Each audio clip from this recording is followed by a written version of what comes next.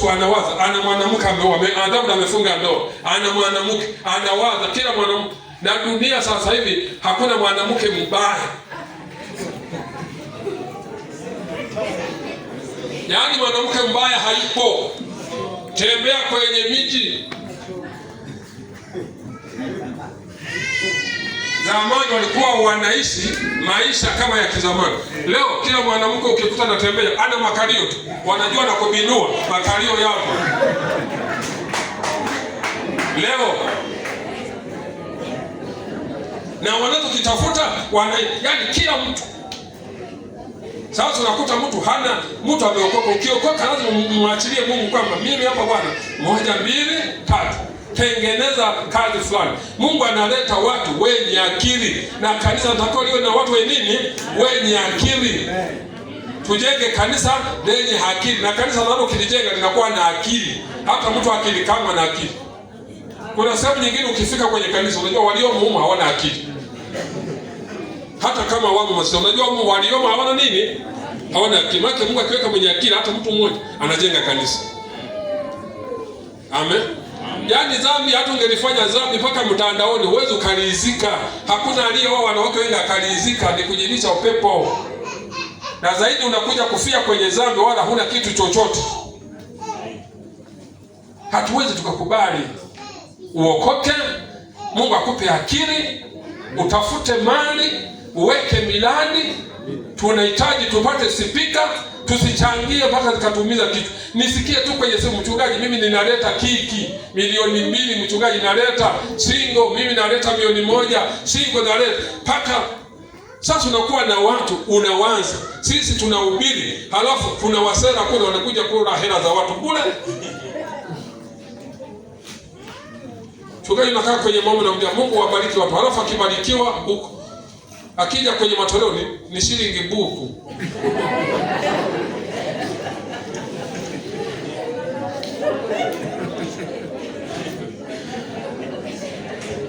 Mwangalie mwenzako umsalimie.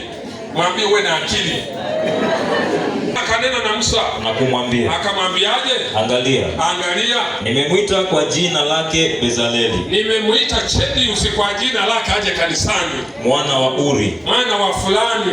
Mwana wa Uri. Wewe ni mwana wa Sindota. Rudi hapo. Angalia. Nimemwita kwa jina lake. Huyo ni Elikana Lucas. Mwana wa Lucas. Nimemwita. Mungu hafanyi kosa. Mungu anaita wenye akili. Alafu nini? Wa kabila ya Yuda. Wa kabila ya Wasubi na Waha na Wanyarwanda. Alafu nami nimemjaza roho ya Mungu. Nami hapo ukisoma ukiingia ndani ya Kiswahili kizuri, nimemjaza akili. Nimemjaza nini? Akili. Unarudi hapo? Sawa kabisa. Unataka eti yawe magunia 100 naenda kwa mganga, wewe umechanganyikiwa. Mungu anahitaji ufanye kazi kwa akili na kwa weledi mkubwa, ili Mungu akuinue. Huwezi kufika sehemu ukatengeneza jina kwa mambo hivi. Amen. Kwa hiyo tunataka kanisa lenye akili. Hujafika? Haya, soma. Nami nimemjaza roho ya Mungu. Katika hekima. Hicho Kiswahili kinasemaje hiyo? Soma hiyo.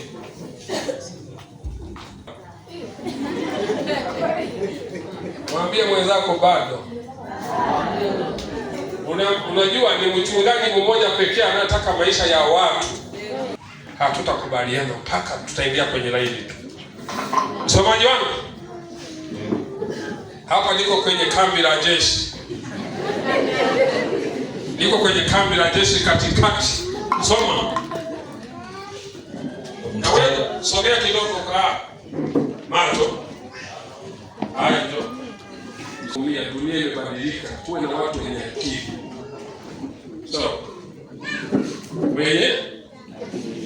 Wewe unaona kila kitu unakula tu alafu unakaa mtaani mzee. Dunia itakunyosha tu. Utanyosha na utanyosheka.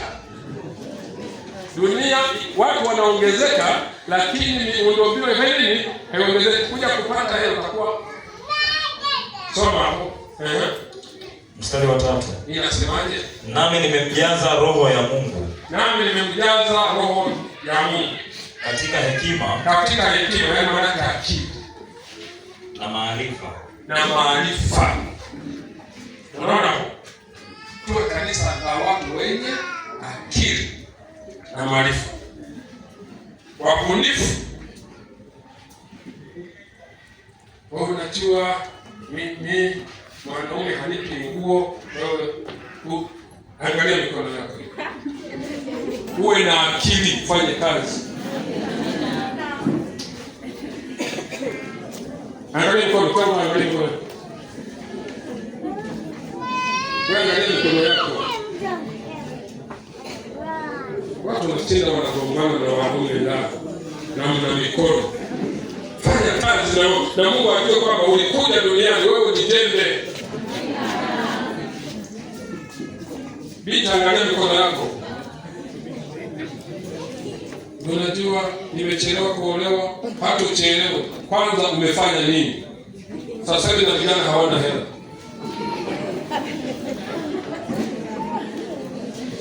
Unaweza ukawa na hela ukampenda kijana ukamwambia haina shida. Hii hapa milioni peleka kwa wazazi.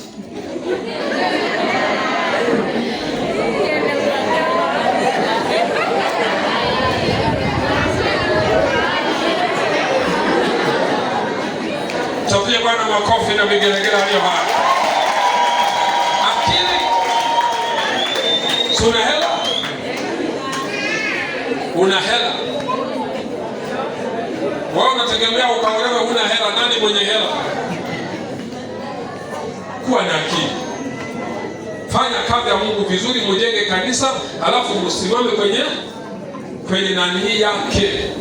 Unajua kanisa tukisimama na wakina baba, unajua wakina baba hata vijana. Dunia tunakokwenda ni pabaya. Kunywa pombe tu. Nenda kwa wanawake tu. Dunia yenyewe itakunyosha, ingia kwenye mstari wake, lakini utajuta baadaye. Maana kuna muda unaupoteza kwa ujinga. Amen. Unapoteza muda kwa nini? Kwa ujinga. Akili tutatanganyikiwa, hela zitaisha, utaanza kukaa kwenye mapuu. Unapiga puru eti unatafuta hela hapo. Yaani watu wamechanganyikiwa. Anayepataga hela ni mtu wa puru, sio wewe. Wewe nenda pale ameweka mtaji wake wa 30,000 anatoka na 300,000 kila siku. Wewe tu ni kushinda jicho liko hapo. Tuwe na akili. Kanisa tunapokuwa tumeokoka, tumjue Mungu, tuwe na vipawa, tuwe na akili. Akili zinatufanya tufanye mambo makubwa na ya ajabu. Unashangaa unakaa na Morogoro, hata kakiwanja kakujenga soropo hana. Nusu heka hana.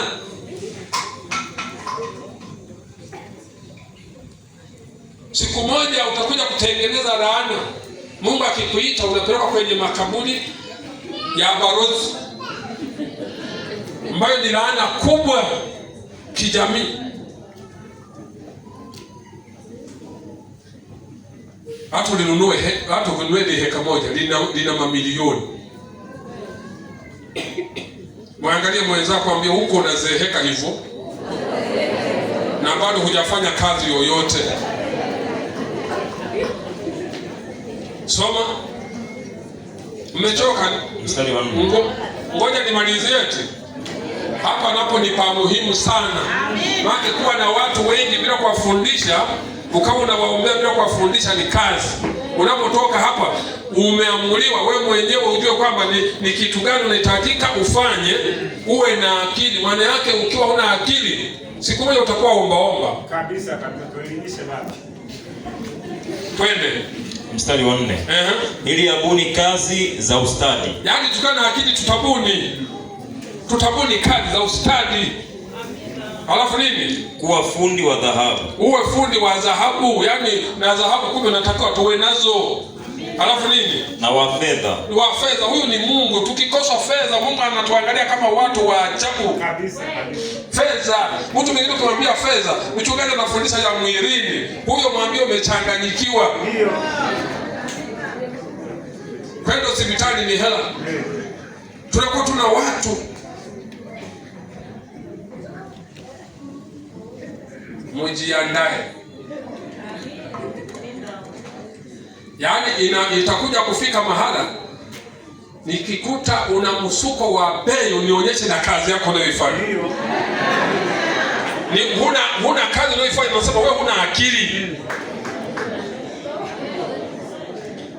Tuone huu msuko unatoka hapa. Huyu kumbe anapata hapa, ndio maana yuko vizuri. Mmekasirika? Ndio kazi, yaani wawe ni mabinti, wawe ni vijana, wawe ni wamama, unakuwa na akili kwamba nina kazi. Hata ukiolewa tunajua ameenda mwenye nini? Mwenye akili.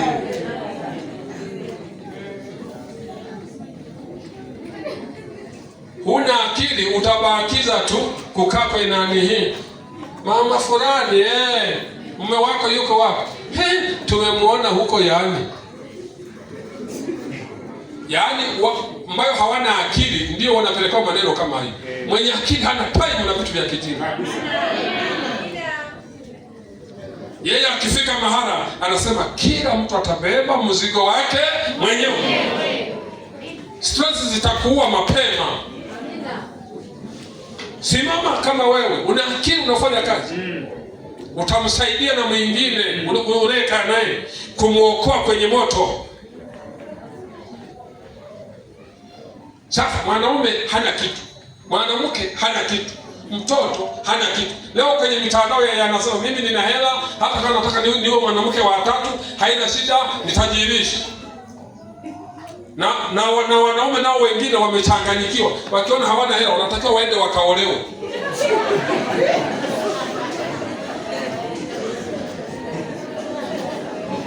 Ila wakina baba chapa kazi moja kieleweke. Pigie Bwana makofi na vigelegele. Lazima mlitetee jina la kuwa baba. Tuwe na akili, tubuni. Kwenye miji hatuishi kama holela, tunaishi kwa kubuni. Leo unafanya kazi hii na Goma, haya. Masimu wa ujenzi unakuta anauza na nini? Kuna udongo wa wamama.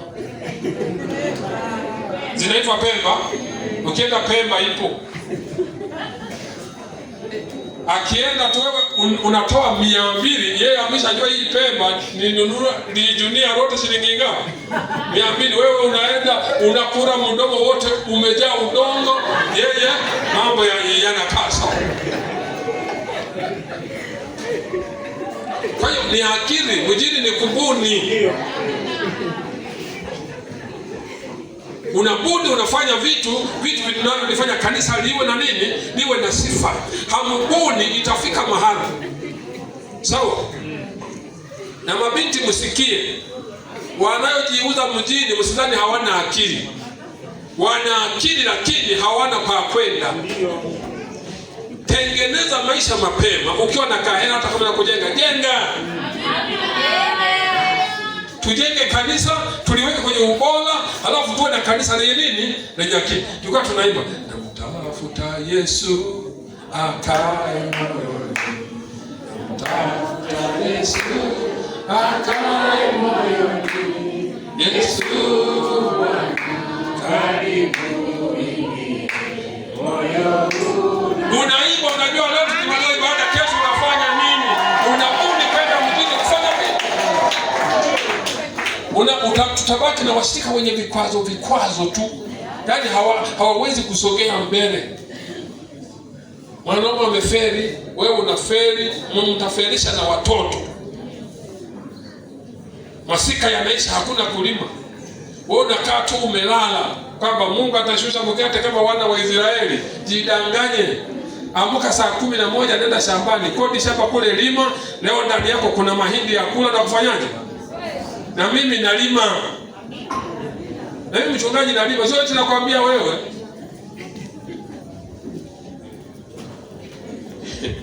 Na mimi nafanyaje? Nalima. Muulize mwenzako ndani kuna gunia. Yaani wengine ikifika saa mwezi wa 12 hana chochote. Sikiliza niwaambie. Ukifeli kwenye maisha utajiuza mjini.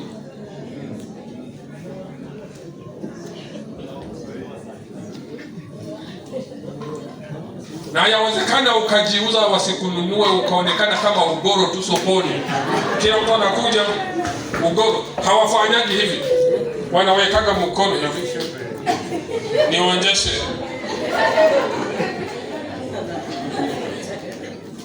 Maisha yanawafanya watu kutenda dhambi za maajabu. Maisha. Mimi nimefanya research, maisha yamewadumbukiza watu wengi kwenye nini? Kwenye shida. Hawataki kufanya kazi. Leo tuna vijana anaenda kamaliza chuo, kamaliza kawa na degree. Akili unaona hana cha kufanya. Lakini kwenye ulimwengu wa maisha unaona ameshafuta ujinga sehemu kubwa sana. Lakini akawa na ujinga wa kutokubuni kitu kingine. Mtu amemaliza form 4. Yaani bado huyu wa form 4 ni mjinga. Mtu amemaliza R7 bado ni mjinga. Yaani unakuta eti kijana anatembea hajawahi kumiliki laki1 mfukoni. Ila wengine tuliona walitoa michango kuambia laki ngapi, tuliona na wengine hapo walitoa michango yao mizuri, wengine laki inakoma. Ni hata huyu hapa nimemfundisha, nilikuwa natembea naye huyu. Nipenda kutembea naye mpaka nifundishe mpaka ajenge nyumba. Kwenye kanyumba haki nimekaona kwenye mtandao amenionyesha kwamba hapo nipo. Unasema kumbe watu wananielewa sana. Amen. Ni aibu kuwa umeokoka kwenye mtaa huna hata nyumba. Halafu unapiga tu mregezo unaenda kama dume la nyani tunahela kumbe. Hakuna vitu kama hivyo. Mregezo wa hapa ni modo la sikiliza niwaambie. Mtu mwenye akili hata kama amepiga modo kama ya huyo kijana. Sio hiyo. Ni modo ina akili hiyo. Mwalimu wangu hapa ilikana unaona anapiga kamodo kana akili. Unaona hapa? Hebu njoo, unaona hapa? Kamodo hapa. Kana akili hapo. Unaona? Unaona? Mwenyekiti wa uje mwasema hebu simama hapo. Wani mwaka amepiga kasuti kama kakwa. Cheki modo hii.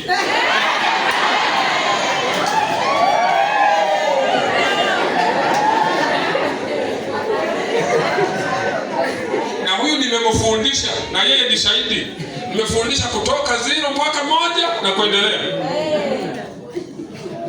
Hata nikifika mpaka kisema mchungaji kaa kula kunywa, yani sina swali lazima nile. Maana nimemfundisha. Mwingine mwasibu hapo, huyu hapo.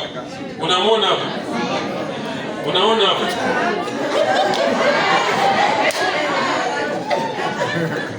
Huyu mimi nimemfundisha. Sawa? Akiwa akienda kununua kiroba kimoja cha mchele anatokana huyu hapa. Leo ufika kwa kamepiga kamjengo yani kanaleta sifa. Kuna mama juzi nimeenda kuombea nyumba yake nipunge wasi mkono. Unajua wote sema tu punge mkono. Watu kusema watu wanaturukia. Hata mtu aturukia. Huyu nimezindua niombea kanimba kake. Amina. Nilitembea Ugandagezi nilikuwa ninawasonga sana. Wameniheshimisha kwamba mchungaji tunachapa kazi. Huyu akisema mchungaji ndio ule unywe, yaani hata akituma sadaka, nimetoka nani? Kwa fulani ninaipokea. Amina. Alafu kama hujui mimi ni sasa ninakataaga paka na sadaka. Muulize huyu, nakataaga sadaka. Yaani ukiona nimeichukua ina kibali. Mimi nakataaga kabisa. Haleluya. Na huyu nimemfundisha. Nimemfundisha huyu. Na nimefanya na maombi. Anaenda vizuri. Na yeye tayari ana kamjengo. Nimekazindua huko. alifanya na ukarabati wa gari uliokuwa unagharimu hela nyingi, akatoa kama 500,000. Nilipomwona akasema, wewe kutoa ni halali, toa tu, maana ninaona matunda. Haya, mwingine unakula zinaisha.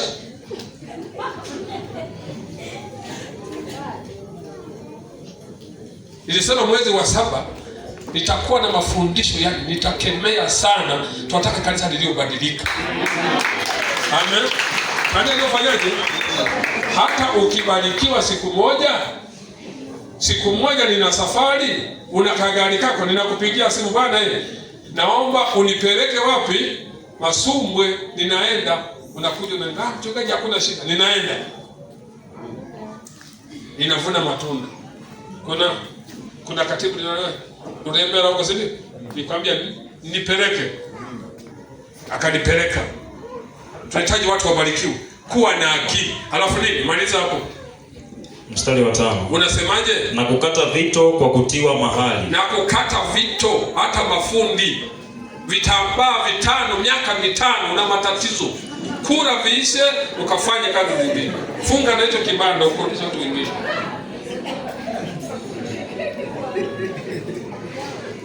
Wanakuita fundi, kumbe ulishapoteza muda. Kata vito vya samani, tuone material. Hata usiposema amina, unajua unaumia tu. Tunataka watu wanayokuwa. Huwezi kunyonyesha mtoto miaka 10 bado asimame wala atembee. Natakiwa watu mtu utamani na kumtembelea. Sasa ufike wewe mchungaji wako. Mchungaji bwana asifiwe. Kakitambaa kamoja kako huko, kingine kako huko. Ukifika lakini hapo mbona ni yetu. Mchungaji mzima mimi nisema kwenye katiba inatoka. Lakini ukiona pamejaa, wanajua mchungaji anawashirika wenye nini? Wenye akili. Yaani nikifika nikakuta mambo wewe ni mazuri, wanajua wewe na taangia siku zote anayemiliki uchumi awe na akili. Twende tumalizie. Na kuchora miti. Na kuchora miti, yani wanayouza miko. Muuze na miko. Kama unaona zina hela miko uza. Alafu nini? Na kufanya kazi ya ustadi iwayo yote. Ufanye kazi ya ustadi, yani ya akili, sio limbukeni. Maadamu eti hawavumi lakini wamo, hatutaki. Fanya kazi ya akili, tuwe tunaona matunda yake. Kanisa linahitaji liwe na marumaru, linahitaji liwe na IC, sio feni hizi IC. Natakiwa liwe na vyombo. Zitatoka wapi? Kwenye mikono yenu. Amina. Kanisa linatakiwa liwe na viti vizuri. IC, yani unakuta zimewekwa tu. Atakwambia labda IC moja ngapi, alafu muziki mkubwa, alafu unafungiwa ndani, hakuna kwenda nje. Yaani hayo ni maono tulilete wazee, ndio tulio nayo hayo. Na Mungu awape hela. Amen. Mimi natamani aliyotoa milioni mwaka huu, mwaka kesho atoa hata 3 na kuendelea. Alafu nini? Mstari wa 6. Unasemaje? Tena. Tazama. Nimemchagua. Sema Mungu amenichagua. Mungu amenichagua. Wote sema Mungu amenichagua. Mungu amenichagua. Awe pamoja naye. Huyo Oholiabu mwana wa Ahisamaki. Huyo ni Emmanuel Magese. Wa kabila la au Mesha Kisindota. Wa kabila la alafu nini? Nami nimetia hekima. Yani hekima sasa ya kuweza kufanya vitu kwa ustadi. Katika mioyo ya wote wenye moyo wa hekima, ili wapate kutengeneza vyote nilivyokuagiza. Kumbe Mungu amekuagiza vitu vingi kwenye mikono yako. Angalia hiyo mikono yako. Kila mtu angalia mikono yake. Kila mtu asiangalia mikono yake ni mchawi. Angalia mikono yako. Angalia mikono yako. Mungu ameweka vitu vyote humo ili uvitengeneze na uvikamilishe. Nyumba iko humo, kila kitu kiko humo. Kwa hiyo tunapomwabudu Mungu haimaanishi kwamba mpaka tuwe masikini wa kudharauliwa. Vitu Mungu ameweka hapo. Si tumefika mwisho? Si tumefika mwisho? Ndio Mungu sasa. Mungu ameweka tujitambue kusudi tunaweza kulifanya. Simama basi.